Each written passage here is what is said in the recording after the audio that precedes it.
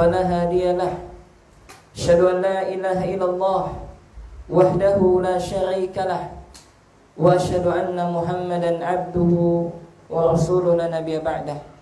Baik para ikhwan dan juga para akhwat, para peserta daurah akidah Ahlussunnah wal Jamaah, kembali kita melanjutkan pada kesempatan kali ini, yakni sesi ke-11, dan kita berada di penghujung daripada kitab Nawaqidul Islam. Jadi kalau sekiranya nanti sudah selesai pembahasannya sampai adzan Isya, maka sesi ke-15, sesi ke-12 kita tiadakan karena telah selesai. Dan kalau seandainya nanti belum selesai, kemudian azan sudah berkumandang, maka kita dengarkan azan sejenak, dan selesai azan kita lanjutkan ya sedikit, yakni mungkin 10-15 menit, dan kita akhiri. Naam, demikian, barakallahu fikum. Sekarang kita lanjutkan. Tafadhol. Bismillahirrahmanirrahim. Alhamdulillahirabbil alamin. Wassalatu wassalamu ala asyrafil anbiya'i wal mursalin sayyidina Muhammadin wa ala alihi wa sahbihi ajma'in. Amma ba'd. Rahimallahu ustadana wa ghafarallahu li wa lakum wal hadirina ولجميع المسلمين وبإسناد متصل إلى الشيخ محمد بن عبد الوهاب بن سليمان التميمي، وقال في كتابه: ولا فرق في جميع هذه النواقض بين الهازل والجاد والخائف إلا المكره، وكلها من أعظم ما يكون خطرا وأكثر ما يكون وقوعا، فينبغي للمسلم أن يحذرها ويخاف منها على نفسه. نعوذ بالله من موجبات غضبه وأليم عقابه، وصلى الله على خير خلقه محمد وعلى آله وصحبه وسلم. نعم. قال مصنف الشيخ محمد بن عبد الوهاب bin Sulaiman At-Tamimi rahimahullah, sebagaimana telah beliau sebutkan kepada kita tentang asyara, yakni 10 daripada min a'zami nawaqidul Islam, dari perkara yang agung, pembatal-pembatal keislaman. Ya, sebagaimana telah kita jelaskan tadi, ikhwan, ya insyaallah masih semangat ya, dari pagi tadi ya sampai malam ini insyaallah, dan semangat. Kemudian setelah beliau menjelaskan di antara 10 pembatal keislaman tersebut, beliau melanjutkan, yakni telah berkata Syekh Muhammad bin Abdul Wahhab rahimahullah, beliau mengatakan wala farqa fi jami'i hadhihi an-nawaqid bainal hadili wal jaddi wal khaifi illa al-mukrahi. Beliau mengatakan bahwasanya wala farqa, tidak ada pembeda, yakni tidak ada bedanya fi jami'i hadhihi nawaqid, di dalam seluruh pembatal-pembatal keislaman yang telah beliau sebutkan. Maksudnya apa? Di dalam 10 pembatal-pembatal keislaman yang sebagaimana telah beliau sebutkan dan sebagaimana telah kita jelaskan, bahwasanya semuanya tersebut ya, barang siapa yang di antara kaum muslimin bainal hazili, yakni yang mereka melakukan ke-10 tersebut dengan candaan, wal jadi, dan dengan bersungguh-sungguh, wal khaifi, dan dengan takut, maka sama saja mereka telah terjatuh kepada pembatal keislaman. Bisa difahami nggak nih? Insyaallah. Mang, sendiri aja bilang insyaallah, yang lain? Insyaallah apa nih? Paham atau enggak? Paham ya, insyaallah. Nah, barakallahu fiik. Insyaallah. Maksudnya adalah barang siapa yang mereka melakukan 10 pembatal keislaman ini, baik dengan apa tadi? Candaan, ya apalagi sungguh-sungguh, ya tak? Atau karena takut, kecuali dia dipaksa, ya. Maka kecuali illal mukrahi, kata Syekh, kecuali dia dipaksa, nanti kita jelaskan. Maka para ikhwan dan juga para akhwat rahiman rahimakumullah, seorang muslim, setiap daripada mereka, sebagaimana tadi telah kita ingatkan bahwasanya hendaknya mereka berhati-hati di dalam berkata.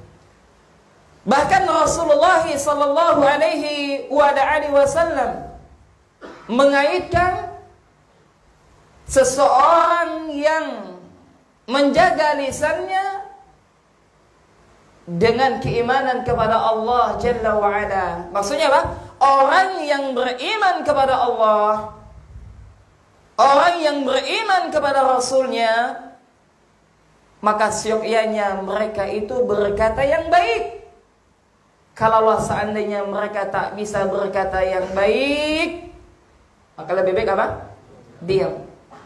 Apa kata Nabi yang mulia sallallahu alaihi wasallam? Man kana yu'minu billahi wal yawmil akhir falyaqul khairan aw liyasmut. Barang siapa yang beriman kepada Allah dan hari akhir, maka hendaknya mereka berkata yang baik, atau kalau tak bisa berkata baik, maka hendaklah diam. Maka ini menunjukkan bahwasanya betapa banyak di antara manusia yang mereka terjatuh disebabkan apa? Lisan mereka. Dan salah satu bentuk dosa lisan adalah mereka melakukan pembatal keislaman berupa dengan apa? Ucapan seperti mencela Allah dan Rasulnya, atau berdoa kepada selain Allah, ya sebagaimana telah kita sebutkan. Dan juga ya ikhwan, syaitan itu pandai dia, ya enggak? Kalau seandainya seseorang tak bisa melakukan perbuatan asyirku billah, kenapa? Karena dosa itu bertingkat-tingkat. Dosa yang paling besar adalah dosa apa? Asyirku billah. Innallaha la yaghfiru ayyushraka bih. Ya, sesungguhnya Allah tak mengampunkan dosa syirik. Maka target utama syaitan kalau tak bisa manusia melakukan kesyirikan, minimal apa? Dosa yang kedua apa? Melakukan perbuatan bid'ah. Ya, ini apa? Dia melakukan sesuatu amalan yang tidak ada contohnya daripada Nabi sallallahu alaihi wasallam. Maka iblis atau setan itu sangat senang dengan pelaku bid'ah ketimbang dengan maksiat. Kenapa? Karena orang yang melakukan amalan bid'ah, mereka tak mungkin bertobat, ya enggak? Kecuali mereka dirahmati oleh Allah. Kenapa? Mana ada orang yang bertobat daripada berbuat baik? Yang ada adalah orang yang bertobat daripada apa? Melakukan maksiat. Nah, kalau seandainya dia tak bisa melakukan dosa yang kedua, jadi dosa apa tadi, Ikhwan? Bid'ah.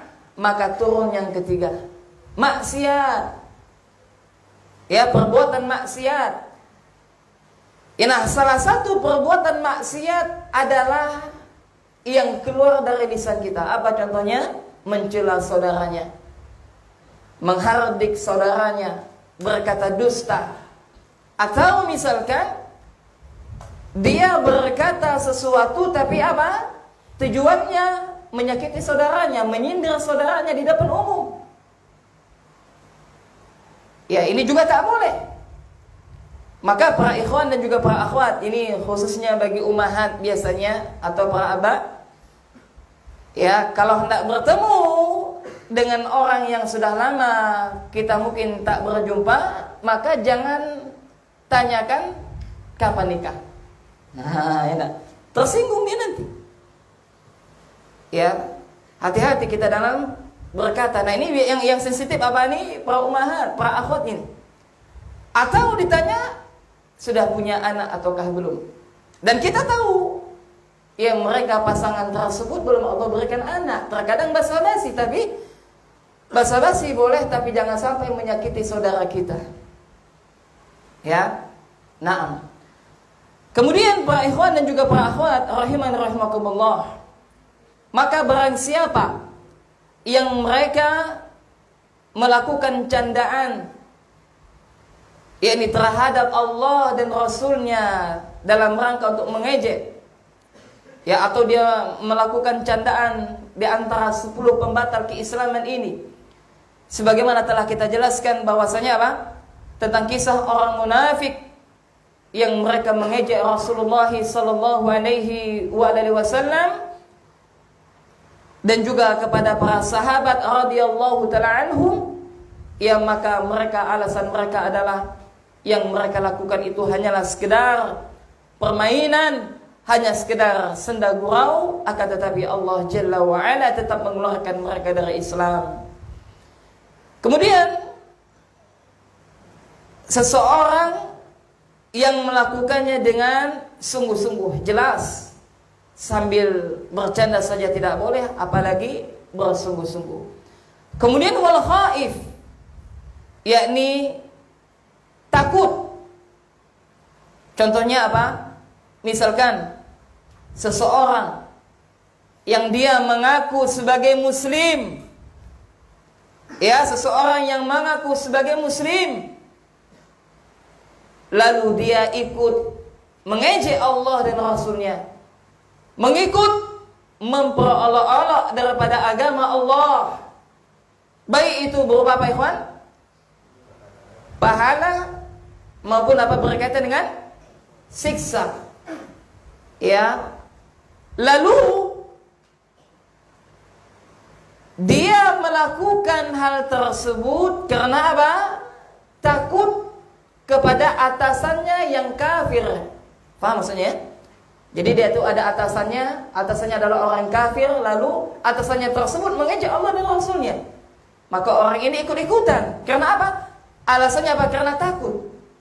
Padahal takut yang seperti ini tidak dibenarkan. Apa sebabnya?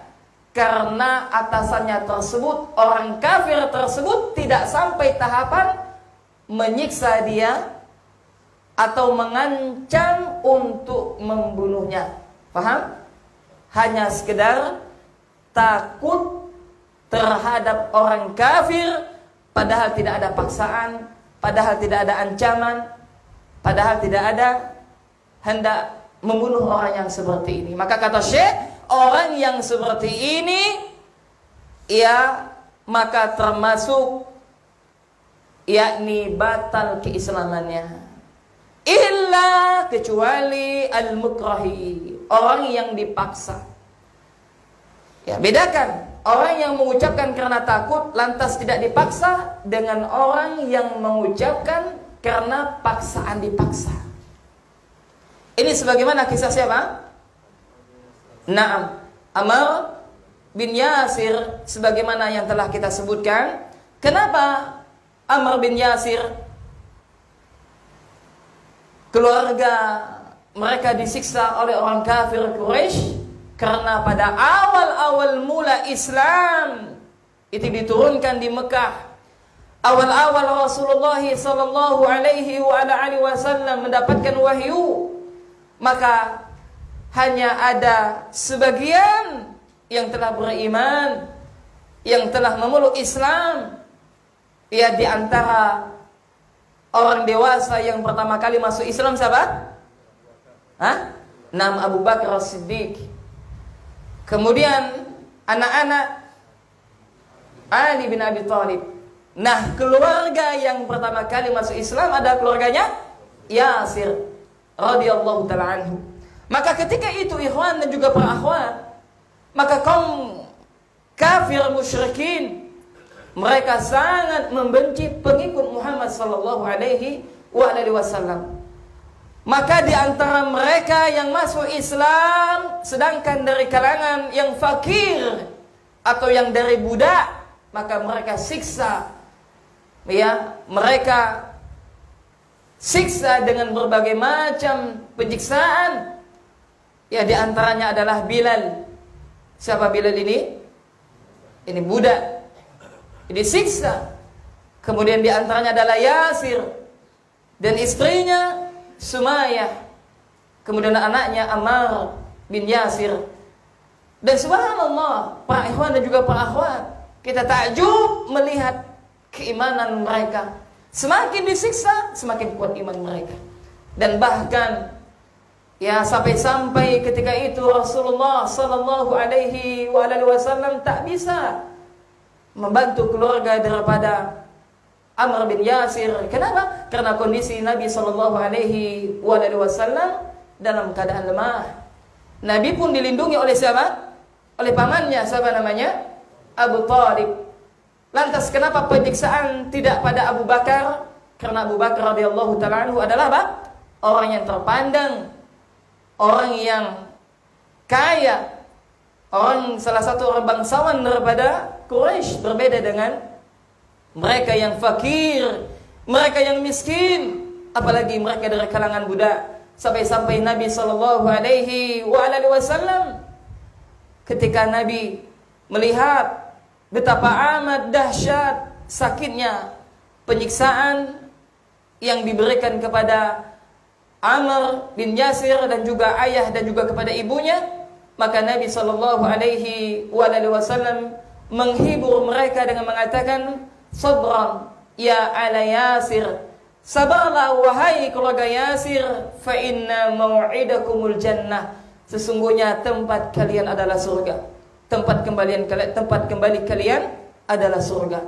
Maka penyiksaan ini terus berlanjut sampai ayah dan juga ibu daripada Ammar syahid sebagaimana telah kita sebutkan. Dan juga Ammar radhiyallahu ta'ala anhu, maka dia dipaksa oleh orang kafir tersebut untuk mengucapkan kekufuran. Ya, maka tak terasa dia pun mengucapkan kekufuran tersebut. Ini sebagaimana Allah sebutkan dalam Al-Quran surah An-Nahl ayat 106. Yani Allah subhanahu wa ta'ala berfirman, "Man kafara billah min ba'di imanih illa man ukriha wa qalbuhu mutmainnun bil iman." Yani kata Allah subhanahu wa ta'ala, barang siapa yang kufur setelah keimanannya, kecuali orang-orang yang dipaksa, ya sedangkan hatinya dalam keadaan tenang dengan keimanan tersebut. Maka ayat ini turun kepada siapa? Kepada Ammar bin Yasir. Maka ketika dia telah sadar, maka dia mengadukan hal tersebut kepada Rasulullah sallallahu alaihi wasallam. Lantas Nabi berkata kepada Ammar bin Yasir, "Apakah hati engkau dalam keadaan tenang?" Maka kata Ammar bin Yasir, beliau mengatakan, "Hatiku tenang dalam keimanan." Maka Rasulullah sallallahu alaihi wasallam mengatakan, "Kalau demikian yang engkau hadapi, maka lakukanlah sebagaimana yang telah engkau lakukan." Maksudnya apa? Boleh engkau melakukan hal yang serupa apabila engkau dipaksa. Naam. Kemudian para ikhwan dan juga para akhwat rahimani rahimakumullah.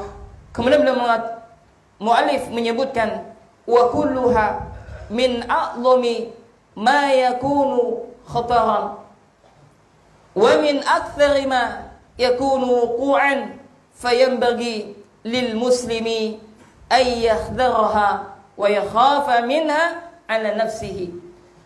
Kemudian kata Syekh rahimahullah, beliau mengatakan, dan wa kulluha, dan semuanya ini, yakni maksudnya apa? Ha itu kembali kepada nawaqid, yakni pembatal-pembatal keislaman yang telah disebutkan oleh Syekh rahimahullah, min a'zami, yakni ke-10 hal tersebut adalah hal yang paling berbahaya, ya ma yakunu khataran, yakni yang paling bahaya, ya yang paling, wa min aktsari ma yakunu wuqu'an, dan yang paling banyak dilakukan oleh kaum muslimin yang mereka terjatuh di dalamnya. Ya, 10 hal yang telah disebutkan oleh Syekh rahimahullah. Lalu dia mengatakan, fayambagi lil muslimi, maka seyogyanya, ya maka mengharuskan bagi setiap muslim yang mereka beriman kepada Allah dan juga kepada Rasulnya, ayyakhdharuha, yakni hendaknya setiap daripada diri mereka tersebut, ya, berlindung kepada Allah Subhanahu wa taala, wa yakhafa minha ala nafsihi, yakni hendaknya mereka merasa takut jangan sampai diri mereka terjatuh, ya, di dalam hal tersebut. Kemudian ikhwan, ayyakhdharuha, yaitu maksudnya tadi hendaknya mereka waspada, ya, wa yakhafa minha ala nafsihi, dan hendaknya mereka merasa takut kalau seandainya diri mereka terjatuh kepada pembatal keislaman. Maka alangkah bagusnya apa yang telah dicontohkan oleh Nabi Ibrahim alaihi salam, yang mana Nabi Ibrahim dia adalah bapaknya al-anbiya, yakni bapaknya para nabi, yang dengannya lah sampai nasab Rasulullah sallallahu alaihi wasallam, yang mana Nabi Ibrahim alaihi salam dia berdoa kepada Allah Jalla wa ala, jangan sampai beliau dan juga anak keturunannya menyembah patung, menyembah selain daripada Allah Subhanahu wa taala, sebagaimana Allah sebutkan dalam Al-Qur'an surah Ibrahim ayat 35. Dalam Al-Qur'an surat apa? Ibrahim ayat 35 dan 36, yakni beliau berdoa, Rabbi ja'al hadzal balada amina wajnubni wa baniya an na'budal asnam. An na'budal asnam, yakni dia mengatakan, wahai Rabbku, wahai Tuhanku, wahai Allah, jadikanlah negeri ini, maksudnya negeri apa ikhwan? Negeri Mekah, yakni negeri yang aman sentosa, dan jauhkanlah diriku dan beserta anak cucuku daripada menyembah berhala-berhala. Lalu beliau melanjutkan, Rabbi innahunna adlalna katsiran minan nas, wahai Tuhanku, sesungguhnya berhala-berhala tersebut telah banyak menyesatkan manusia.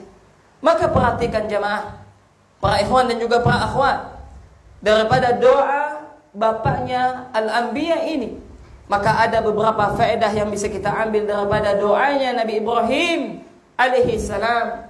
Yang pertama, bahwasanya yang diminta pertama kali oleh Nabi Ibrahim adalah keamanan di sebuah negeri. Ini menunjukkan apa? Bahwasanya para ulama kita mengatakan kenikmatan aman adalah kenikmatan yang besar, yang terkadang dilupakan oleh manusia. Bagaimana seandainya ikhwan, kalau kita belajar di belakang kita meledak bom misalkan, tenang tuh, kabur ya enggak? Mungkin anda dulu mungkin yang paling dulu kabur, ya, enggak aman, enggak enak, enggak bahagia, ya. Bagaimana kalau seandainya di tempat kita terjadi pertumpahan darah, ya pembunuhan, peperangan, maka seseorang tidak akan bisa beribadah kepada Allah dengan khusyuk. Ia akan kurang salah satu nikmat keamanan tersebut. Maka Nabi Ibrahim alaihissalam dia meminta keamanan ya tentang negeri Mekah tersebut. Maka ini pentingnya kita senantiasa meminta kepada Allah agar negeri kita Indonesia tercinta adalah negeri yang aman, negeri yang dengan keamanan ini kita bisa senantiasa beribadah kepada Allah dan senantiasa mendakwahkan tauhid ya kepada umat Islam ya dan juga kepada manusia secara keseluruhan. Kemudian faedah yang kedua, bahwasanya hendaknya kita senantiasa berdoa kepada Allah, meminta perlindungan, jangan sampai kita menyembah selain Allah. Ya ini apa? Hendaknya kita senantiasa berdoa kepada Allah agar Allah memberikan keistiqomahan kepada hati kita untuk menjadi hamba yang senantiasa mentauhidkannya, untuk menjadi hamba yang senantiasa berada di atas agama Allah. Bukankah Nabi sallallahu alaihi wasallam telah memberikan contoh kepada kita, yakni Nabi senantiasa meminta kepada Allah agar beliau diberikan keistiqomahan di atas agamanya dengan doa yang diajarkan oleh Nabi, ya muqallibal qulub tsabbit qalbi ala dinik. Wahai zat yang membolak-balikkan hati, tetapkanlah hatiku di atas agamamu. Inilah kita minta jamaah. Inilah kita minta para ikhwan dan juga para akhwat. Kenapa? Karena tidak ada bisa yang menjamin nanti akhir daripada hidup kita. Tidak ada yang bisa. Bukankah dalam sebuah hadis Rasulullah sallallahu alaihi wasallam bersabda, yang mana hadis ini disebutkan oleh Al-Imam An-Nawawi rahimahullah di dalam kitabnya Riyadhus Shalihin, bahwasanya Nabi sallallahu alaihi wasallam bersabda, sesungguhnya kata Nabi, ada di antara kalian yang dia beramal dengan amalan penduduk surga, ya sampai-sampai dia dengan surga itu tinggal sejengkal, akan tetapi takdir telah mendahului dia, lalu dia mati dengan amalan penduduk neraka, ya lalu dia masuk ke dalam neraka tersebut. Waliyadzubillah. Atau sebaliknya, ada di antara kalian kata Nabi yang dia beramal dengan amalan penduduk neraka, sampai-sampai dia dengan neraka itu amat dekat, ya kemudian takdir telah mendahului dia, lalu dia beramal dengan penduduk surga, lalu dia masuk ke dalamnya. Maka para ulama menjelaskan berkaitan dengan hadis tersebut, ya bahwasanya mereka yang awalnya melakukan amalan-amalan ketaatan, kemudian di akhir hayatnya mereka melakukan amalan penduduk neraka, lalu mereka masuk ke dalam neraka, adalah mereka orang-orang yang beribadah kepada Allah tidak ikhlas. Hilangnya keikhlasan mereka dalam beribadah kepada Allah. Maka hal yang terpenting jamaah, para ikhwan dan juga para akhwat, pentingnya kita untuk senantiasa mengingatkan untuk apa? Ikhlas di dalam beribadah kepada Allah. Yang mengikhlaskan peribadatan hanya kepada Allah. Jujur di dalam taubat kita, jujur di dalam ketaatan kita kepada Allah Azza wa Jalla. Dan juga sebaliknya, bahwasanya ada orang yang mereka melakukan amalan-amalan yang tidak taat atau melakukan kemaksiatan, lantas mereka bertaubat kepada Allah Jalla wa Ala, dan mereka taubatan nasuha, dan akhirnya Allah Jalla wa Ala memaafkan segala dosa yang pernah dia lakukan, lalu dia berusaha memperbaiki dirinya, kemudian orang tersebut Allah masukkan ke dalam surga. Bukankah kita pernah mendengar bahwasanya apa? Pada zaman dahulu ada mereka yang membunuh 99 manusia, lalu datang ke rahib, lalu dia mengatakan apa yang telah dia lakukan, maka sang rahib tersebut menyebutkan bahwasanya Allah tak akan mengampunkan dosa orang tersebut. Maka dia jengkel, maka dibunuhnya, maka genaplah menjadi apa? 100 orang.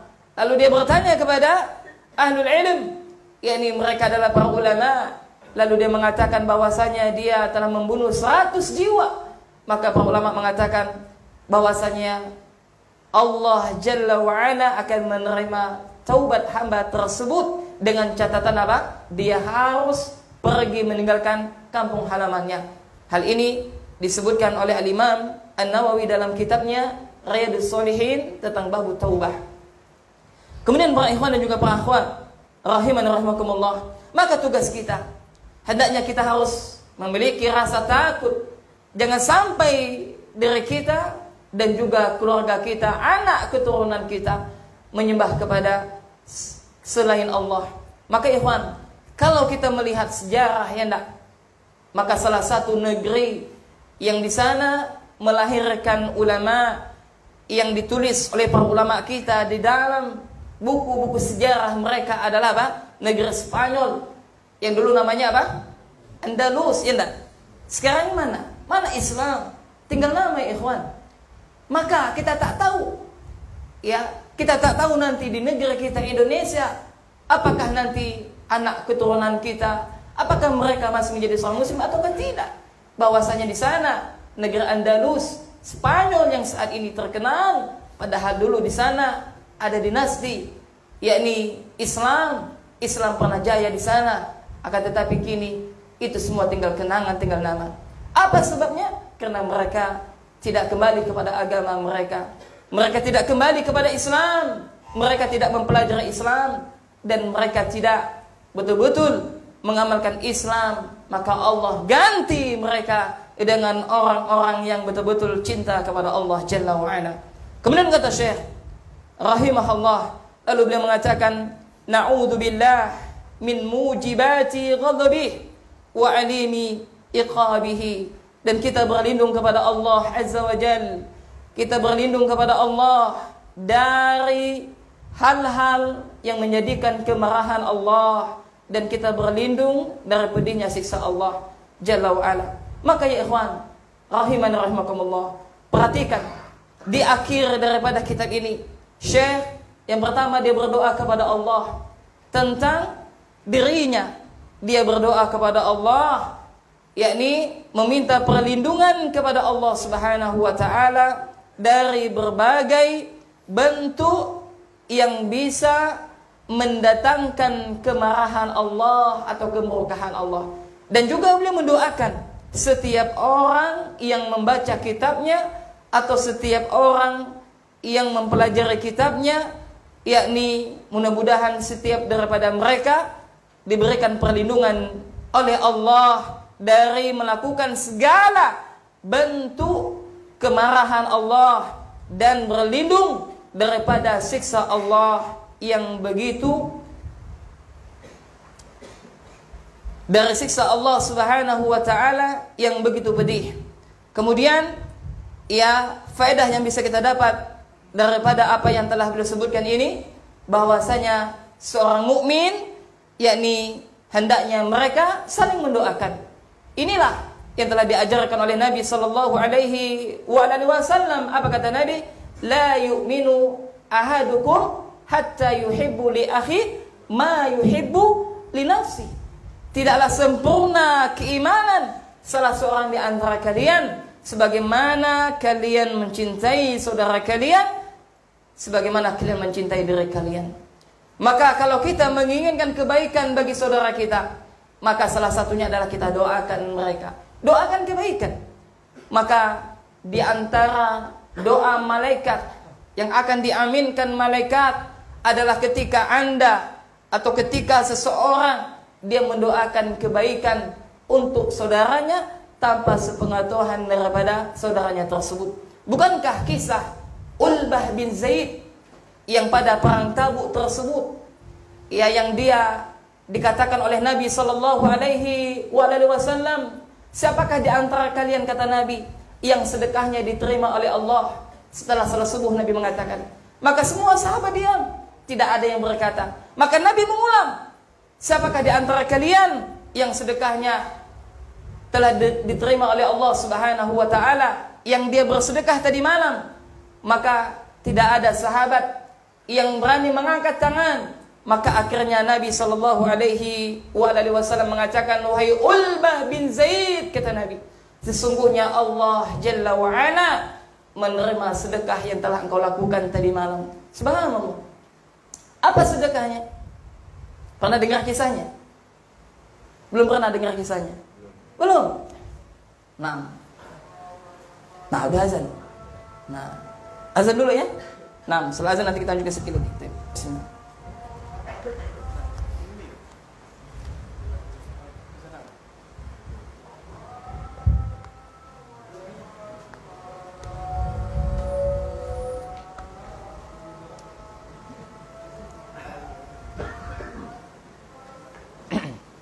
Allah.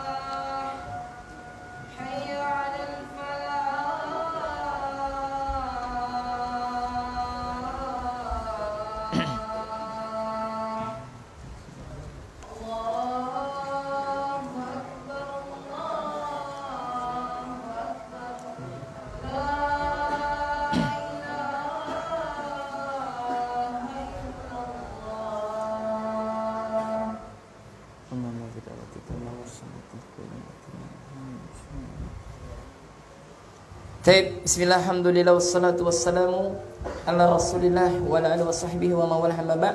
Kita lanjutkan sedikit ya, sampai 10 menit. Nanti kita selesaikan dan kita tutup. Kemudian ya ikhwan rahiman rahimakumullah, maka Nabi sallallahu alaihi wa alihi wasallam mengatakan bahwasanya Ulbah bin Zaid, sesungguhnya Allah Jalla wa Ala telah menerima sedekahmu tadi malam. Lantas apa sedekah daripada Ulbah bin Zaid? Kita nantikan episode berikutnya. Nah, dia penasaran ya enggak? Nah. Kemudian kata Syekh, belum mengatakan wa sallallahu ala nabiyina Muhammadin wa ala alihi wa sahbihi wasallam. yakni semoga Allah Subhanahu wa taala senantiasa memberikan salawat atas Nabi kita Muhammad dan atas kepada keluarganya serta kepada sahabatnya wasallama dengan keselamatan. Kemudian Syekh rahimahullah beliau mengakhiri kitab beliau dengan bersalawat kepada Nabi sallallahu alaihi wa ala alihi wasallam. Sebagaimana telah kita ketahui ikhwan dan juga para akhwat bahwasanya salawat itu adalah ibadah yang Allah perintahkan kepada orang-orang beriman agar senantiasa mengucapkan salam dan salawat kepada Nabi. Apa kata Allah Subhanahu wa taala? Innallaha wa malaikatuhu yusalluna 'alan nabi ya ayyuhalladzina amanu sallu wa 'alaihi sallimu taslima. Yani Allah Subhanahu wa taala menyebutkan sesungguhnya Allah dan juga malaikatnya berselawat kepada Nabi. Maka wahai orang-orang yang beriman, berselawatlah kalian kepada Nabi dan ucapkanlah yakni penghormatan kepada Nabi. Dan Rasulullah sallallahu alaihi wasallam menyebutkan, man shalla alayya hina yusbihu ashram wa hina yufsi ashram.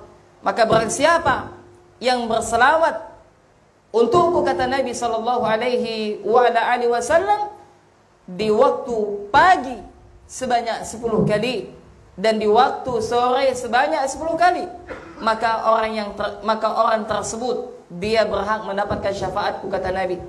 Kemudian barang siapa yang berselawat kepada Nabi 1 kali, maka Allah Jalla wa'ala akan memberikan selawat untuknya sebanyak 10 kali. Sebagaimana Nabi sebutkan, man shalla alayya wahidah sallallahu alaihi biha asyram. Maka barang siapa yang berselawat untukku 1 kali, maka Allah Jalla wa'ala akan berselawat untuknya 10 kali. Apa makna Allah berselawat kepada hambanya? Yani Allah akan menghapuskan dosa-dosa daripada hamba tersebut. Maka subhanallah, dari pagi tadi sampai saat ini berapa kali kita berselawat? Ada yang hitungnya? Tidak ada, subhanallah. Inilah ikhwan keberkahan majelis ilmu. Ya enggak? Betapa banyak kita berselawat tadi. Setiap disebut nama Nabi, kita berselawat kepada Nabi sallallahu alaihi wasallam. Makanya setiap nama Nabi disebut, maka kita harus berselawat. Apa kata Nabi? Orang yang pelit adalah mereka yang apabila disebut namaku, mereka tak berselawat. Adapun selawat yang diperintahkan oleh Rasulullah, yang panjang, yang bagus adalah selawatnya Ibrahim, yang sebagaimana telah kita ucapkan di dalam solat-solat kita. Atau yang ringkas, sebagaimana yang disebutkan oleh para ulama, bahwasanya ketika disebut nama Nabi, maka bisa kita berselawat yang pertama, sallallahu alaihi wasallam, atau alaihi wassalatu wassalam, ya, atau Allahumma salli ala Muhammad wa ala ali Muhammad. Ya, seperti itu. Intinya kita harus berselawat kepada Nabi sallallahu alaihi wa ala alihi wasallam apabila disebut nama Nabi. Kemudian kata Syekh, tammat bihamdi lillah, yakni telah selesai dengan menyebut pujian hanya untuk Allah Subhanahu wa taala. Maka dengan ini ikhwan dan juga akhwat, selesailah daripada daurah kita membahas tentang nawaqidul Islam, dan ini hanyalah baru sebagian daripada permulaan kita dalam belajar. Dan namanya belajar tidak hanya kita cukupkan dengan daurah seperti ini, dan terus kita belajar akidah secara taksiliyah, secara rinci dan urut, dan pembahasannya itu harus sebagaimana disebutkan oleh para ulama kita, dari pembahasan yang ringan, sedang, kemudian yang berat. Dan kita harus belajar kepada para asatidzah kita yang memiliki akidah dan manhaj yang lurus, ya, di dalam metode atau di dalam mereka memahami Al-Quran dan hadis Nabi sallallahu alaihi wasallam. Taib. Mungkin demikian yang bagi sampaikan. Ya, yang benar itu datangnya dari Allah Subhanahu wa taala, yang salah dari saya dan dari syaitan. Yang benar itu datangnya dari Allah. Maka saya mohon maaf jika dalam menyampaikan terdapat banyak kesalahan. Ya, maka kita tutup majelis kita dengan doa kafaratul majelis. Subhanakallahumma wa bihamdik, asyhadu an la ilaha illa anta, astaghfiruka wa atubu ilaik. Assalamualaikum warahmatullahi wabarakatuh.